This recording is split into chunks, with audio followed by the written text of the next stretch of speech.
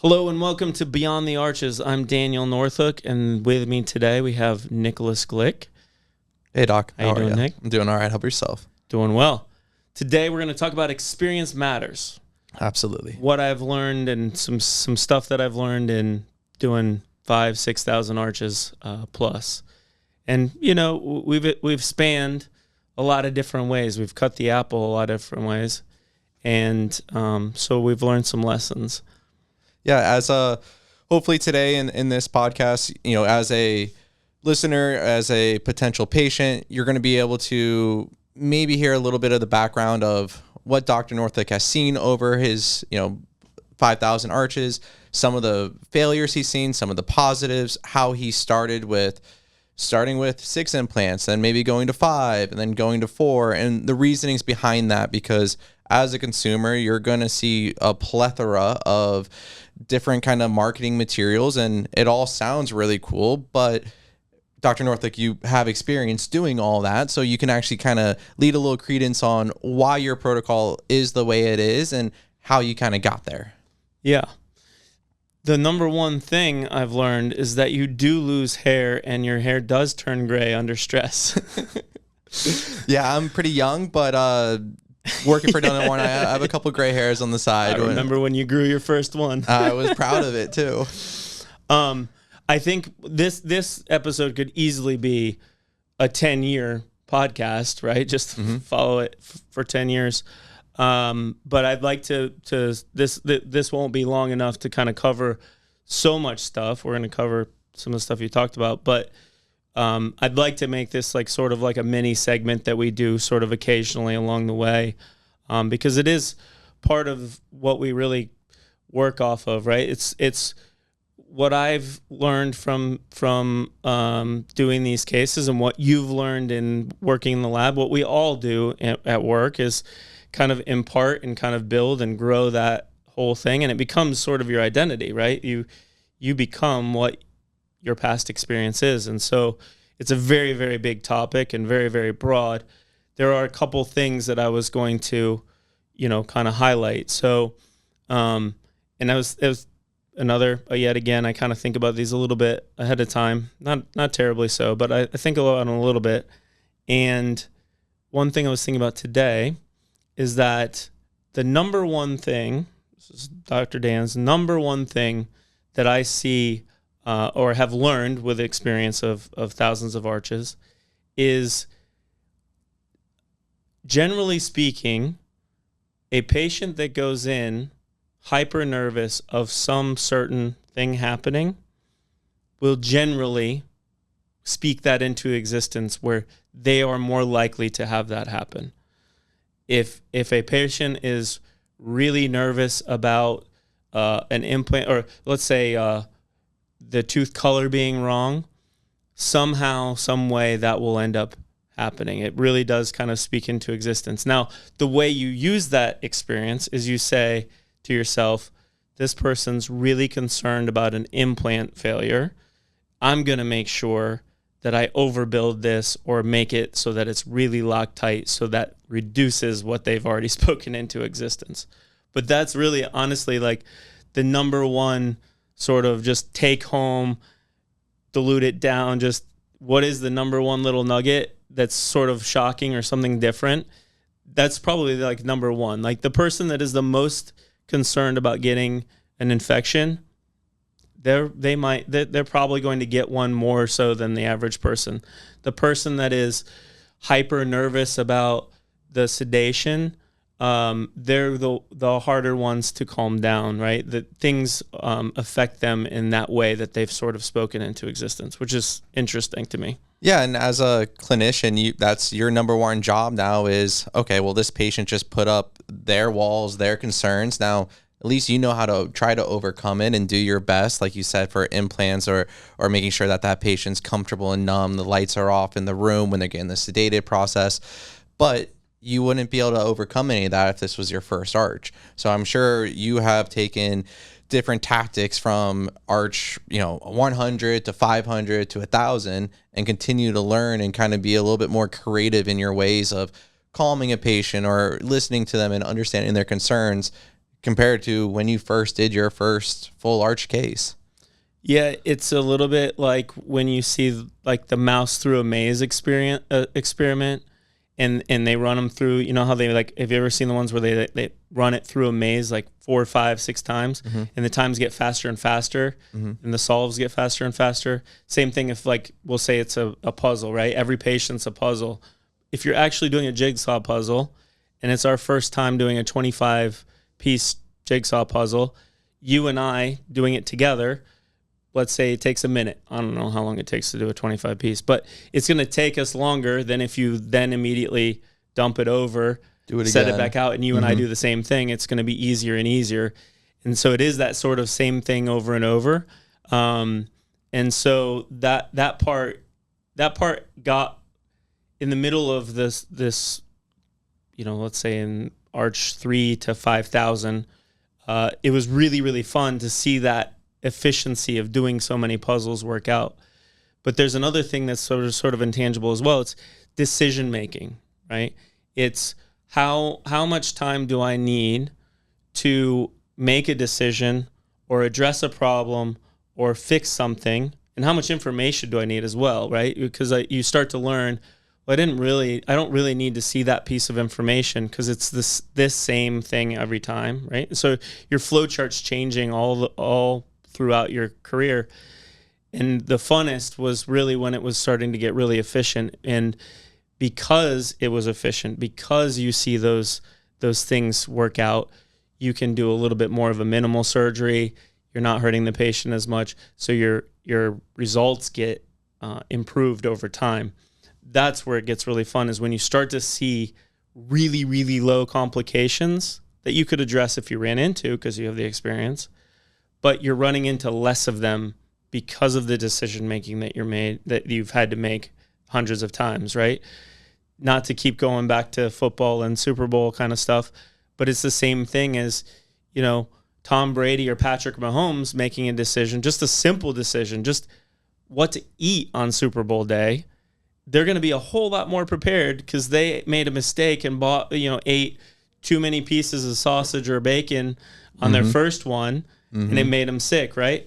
Does that really affect the game? Maybe not, but probably will. Yeah. So that person that's been in the Super Bowl 5, 6 times is going to be your sort of good.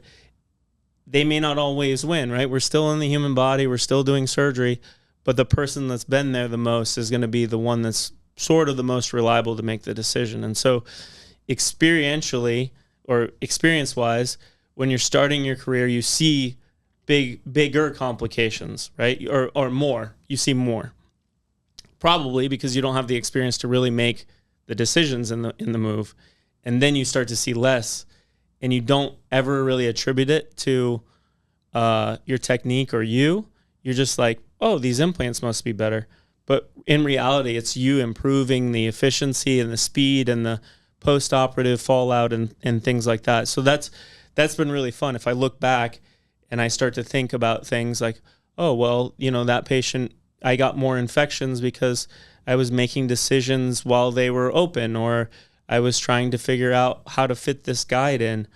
And so when I talk to a person that's just starting, right, a clinician that's just beginning this and they're on their path to their first 50 arches, we'll say, I always tell them, your fallout rate, let's say your complication rate is 10%. So 5 of those cases might have a problem, right? They say, yeah, sure, no problem. Makes sense, 5 of them. Well, and I tell them, like, specifically you are going to have at least 10 of them have big problems, right? And they look at you like, yeah, but I care about my patients and I, do all this stuff. I know you do, but that's just the way the numbers work, because you're trying to figure things out and you're trying to make it work, and it's different parts and pieces. It's not a workflow that you're used to. And you're just naturally going to draw out a higher complication rate than you want.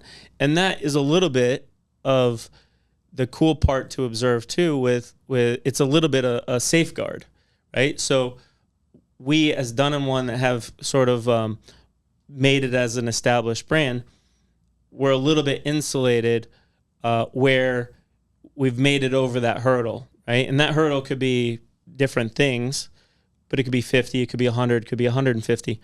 And when I say insulated, I'm saying protected from every single person doing this, because mostly what you'll see is people that maybe don't really have a whole lot of right to do this, or they don't understand really what kind of game they're getting into, and they'll do their first 50 cases and see all those big problems, and then they kind of lie down and say, well, I don't want to touch those. Those don't work. It's not them. It's always those don't work.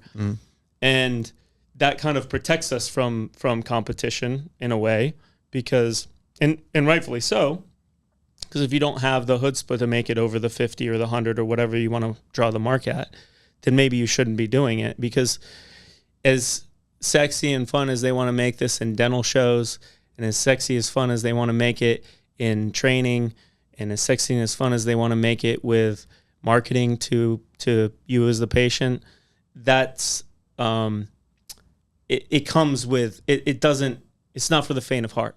Things happen, and it's a high dollar, we'll say high risk, high dollar, high stakes game, and you have to have the wherewithal to fix and address and keep your calm and understand that the person that's dealing with that complication that was positive it wasn't going to be them is now that person that's facing that, and they're a human. They have emotions. They're disappointed by that. They're, of course, going to be disappointed in you, maybe not directly, but you have to have that understanding, and that takes time, right? I'm thinking of something where in the movies I've seen a movie where they say you can't understand love at a young age. You can understand the feeling, but not true love, because you haven't gone through the hurt and the letdown and the breakups and the things. And once you finally get to a maturity and you can understand what forgiveness means, then you can understand what love means, right? And that's a very weird, abstract way to kind of relate it, but it's the same thing. If you don't understand where a patient's coming from, where those emotions are coming from, you really can't understand how to treat that patient, because at the end of the day, we're all human. We all have those emotions. We understand being let down, and that's the sign of a true tenured clinician in whatever it may be. It could be a single implant or whatnot, but that's when you see a person give true empathy. They probably have a lot behind them, and that understanding goes a long ways in terms of mending the relationship, fixing the case, those kind of things. And I didn't mean to get all like emotional and deep in terms of experience. You were probably expecting like, use this implant and do this. But that really is, to me, that's the take home of experience. Yeah, and for, the experience from a clinician also translates to the rest of the staff. So your staff is going to start understanding. I mean, I remember when I first started working for you 8 years ago, if a patient came in with a failed implant, it was almost like alarm started ringing, your eyes got big, well, not yours, but a staff member treating the patient was like, oh my goodness, like you have a failed implant, like you didn't even want to say it. And it was like push the red button. Correct. Push the red button. The patient's like holding down the chair, like, what is about to happen to me? Am I going to lose all my teeth? Well, now you've done so many arches, there is a failure rate, like we've discussed in past episodes, but having a systematic approach to it is huge, because now if a patient came in the clinic and for whatever reason, maybe an infection, they lost an implant and they need to have it replaced, it's a simple pat on the shoulder. You're in good hands, no big deal. We're just going to remove it, put a new implant in. We'll get you a temporary or even maybe alter your final zirconia. And before you even know it, you'll be back on the road like nothing ever happened. And the patient just may have come in with a stress level 10. Well, man, now they're leaving with a stress level 3 or 4. You're not going to ever get it to 0, but they're going to go, wow, I'm in great care. And that only is, possible through the repetition of, the clinician doing all these arches. Because again, if you were within that first 50, you might throw your hands up and say, man, full arch isn't for me. There's failures coming in. My staff can't handle it. This is just a total nightmare because it derailed my entire day. Whereas if it happened today at 2 p.m., by 2:30, the office is seeing the next patient. There's no big deal. Life is going on. And the overall vibe for the patient and the entire staff is, well, you're going to be all right. We're going to continue this train. Yeah, it's become more of a speed bump. Yeah. Another thing that I've learned a lot is when when I was trained, I was sort of trained this was the devil, right? That snap-in dentures was the king because hybrids don't work, right? And that's probably a result of just not great materials and techniques, and they're not having a consensus and accuracy of data, etc. But in my experience, I've really learned to see things for myself and make the decision for myself, because this procedure, as much as we've mentioned complications in this and a couple other episodes, this procedure is so straightforward. It's so resolute. It identifies so many different backgrounds and patient base, right? I mean, our patients can range in age from 30 all the way to 97, and the need for it may be all the way from aesthetic with some missing teeth all the way to absolutely no teeth or really bad decay and really bad periodontal disease. Doesn't really matter. Doesn't necessarily matter the background, as long as we can get them into something that's affordable. But the procedure itself, with all of the things that it addresses, the procedure itself is resolute, successful, and very predictable. And that predictability gives me confidence and ability to sit and say, in my experience, very well, right?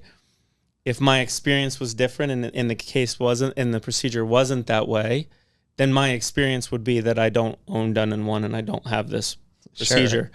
But my experience has taught me that this is a really great service. It fits a really big need. It helps a lot of people. It addresses a lot of problems.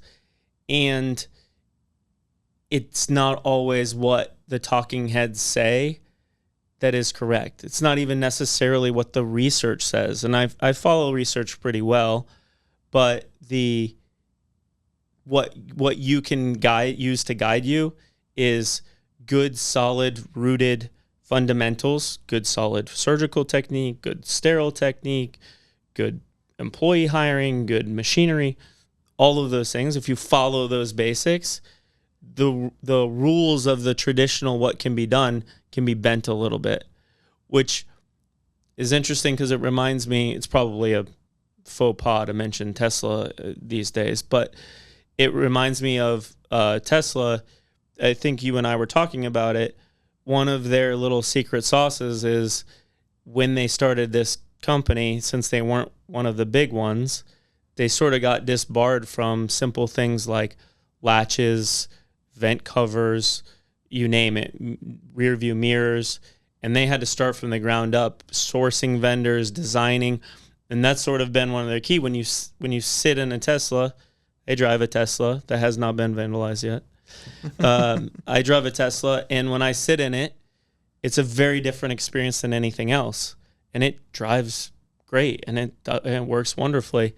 So sometimes having that little tweak and not having to go the way of the big corporate or the way that the guru of the industry, the titan of the industry says, has been something that's like a secret sauce. As long as you still have to make a car, you still have to put side view mirrors and rear view mirrors and safety alerts. Like, we're not saying, reinvent it and make a steel cage or, whatnot, but we're saying when you have those fundamentals, when you know the parts and pieces that go into it, and you know that you have a good team, thinking outside the box can sometimes be really beneficial. Yeah, and making that comparison to Tesla again, like the Tesla when they first unveiled their first Roadster to today's Model Y that was just launched, it's a totally different vehicle. It's the safety is 5 stars. You're having all these different full driving techniques.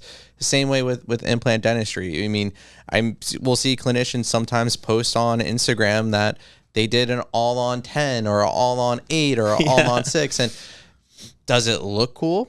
Sure. I mean, it might have a shiny red paint coat on it, but that doesn't mean the bones there are good. And, doing 10 implants, well, that's really only going to benefit the implant company that's selling, those implants. So it really does take a clinician to be able to have the time in the chair to be able to see, diagnose, and understand what that best workflow truly is, not only for themselves, but also for the patient's long-term care, because you as a listener, that's the number one thing in the game. Yeah, you want to make sure that your clinician is using a good, reputable implant, but at the end of the day, you're putting all the trust in them.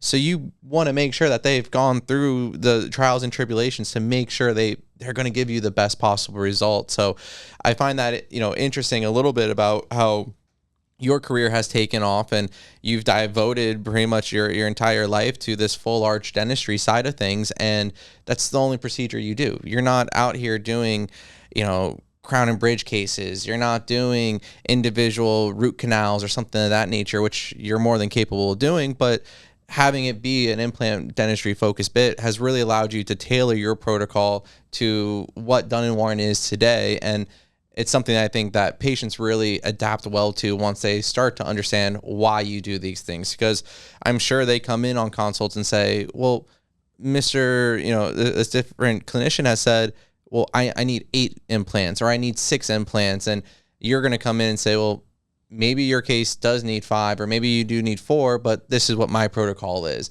And they might look at you like, oh, well, you're the same price point as them. Am I going to get ripped off for this? Like, am I not getting a backup camera or anything of that nature? When in reality you are, and you're getting the appropriate care. It's just there's different avenues of getting there sometimes. Yeah, if you're getting a car with a back view camera, it's not, you don't need 6 implants. You don't need a spoiler in the way, right? Like sometimes the back view camera is of no use if you have a spoiler in the way, and that's what you get to when you get a lot of implants. And sometimes they need it, right?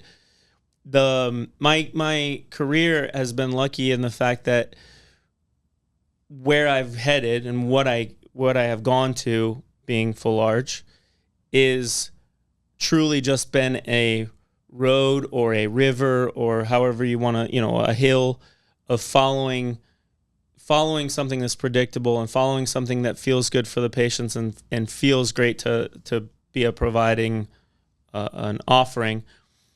I didn't just say, oh, I want to make XYZ, therefore I want to do this, or this is new and shiny. And I hear a lot of people like this. It was this very organic, just sort of accidentally fell into it, and then that turned into more, and wow, this really works. And it was this very like organic, natural, like following the river, down the path. I mean, same for you, right? So you've been around for 3,000 or 4,000 of those 6,000 arches. So, in your experience, I'm sure you didn't expect as a little 10-year-old kid in whatever grade you'd be, 5th grade, I'm sure you didn't expect to work for a dental company and be as passionate as you are about it, but your experience told you and dictated, and you followed your heart or the signs enough to say, wow, this is really cool. Like, I want to be a part of this. Absolutely. I had my own dental conditions where I was missing 2 teeth, so I hated the dentist, and still kind of did when you first hired me. I still had a little bit of issues with the dentist. But yeah, absolutely. And it's been incredible to see how your protocol has changed and how that's related to the lab's protocol changing, and then also directing the treatment coordinators and the assistants on what their protocol is. And it all roots from experience, because again, if you're just trying to kind of fly by night and wing it on every single one, well, it becomes very apparent, and then you don't have the buy-in from your staff members. I mean, I've been with you for 8 years now, and that's mostly because you've treated me well, and you have a protocol and a systematic approach to things that makes me feel at home and says, okay, well, I know what Monday, Tuesday, Wednesday, Thursday, and Friday are all going to look like this week, comparatively to a lot of clinics. If you don't have a way of going about this, every single case is going to be a different procedure. And then at that point, it's a crapshoot. Maybe you get lucky and this patient loved their smile, but then you have another patient that's going to come in 5 days a week, and every single day it's going to be a drag, and it's going to just eat the morale of the entire office away. Yeah, we all have passions and things that we can look to and say, well, that makes sense what they're saying. You know, you and I both kind of share a passion or an enjoyment for cooking. And I can tell you the pictures that I showed you of things that I was making when I first met you, and pictures of things that you were making when you first met me weren't that great, right? And it's not like we have a totally different kitchen and you have a totally different utensils. It's still pretty much the same oven. It's pretty much the same knives. It's the same dishware, cookware, all of that stuff. And so, but you improve over time because it's a thing of enjoyment, because it didn't make you sick, because it did taste good and you thought you could make it better. And that passion and that drive allows you to attain that experience. And the real thing with the experience is you look back and go, that was worth it. I didn't even realize this was happening because I was just kind of following my palate, right, for cooking. Yeah. And yet I'm here. And now you're looking forward to the next time you get to do it, and you can't wait to invite friends and family over to show them what you've created and keep expanding upon it, which kind of, again, and not to continue to relate it back to Dun & Warren, but it relates back to Dun & Warren where, yes, if a family member needs this, please come in. I want to show you how awesome this company is I work for and how we're going to be able to get you a brand new set of teeth within, 7-10 days, whatever is really up to the patient's, kind of liking and their acceptance of the case. So it does just continue to compound on wins, and you have to start with that first win and then continue to go. And same with Full Arch. You got to start with that first case and then to get to 50 to 100 to 2,000. And it's incredible. So, I mean, I think over the life of this podcast, you're going to be able to really, not only for other clinicians, but also for patients out there as well, to kind of get an understanding of how you've gotten to this point in your career that you can sit at a podcast for 50 episodes and try to explain the trials and tribulations and the wins of Full Arch, but also just be a real human through the process and say, hey, this is where we started. These are the issues that we've had, and this is how you can see, great results in your case or in your practice or whatever kind of brings you to listen to this podcast. Absolutely. I think, like I said, experience will be a big part of this message and things that we've learned. And so very unrealistic to capture it all in one episode. But I think those are sort of like the starting points of, the passion and the repetition and looking back, and sort of the efficiencies, things that we've discussed here are all sort of the high level versions, right? And then now as we get further and further and deeper into the information, like, you could even relate a portion of experience to what zirconia we use in the lab and all of those things, which we will talk about. So I think it's a good starting point. I appreciate you coming in, and, I think we've got a good starting point. Yeah, I think it's going to be great. I mean, a wise man once told me that sometimes you have to identify inefficiencies and move away from them. And, I think that we're going to really be able to get patients a lot of information here. So I'm pretty pumped on that. So that what Nick just alluded to there was a little inside joke that he came up with when he started. So yeah, I had to give myself credit for that one.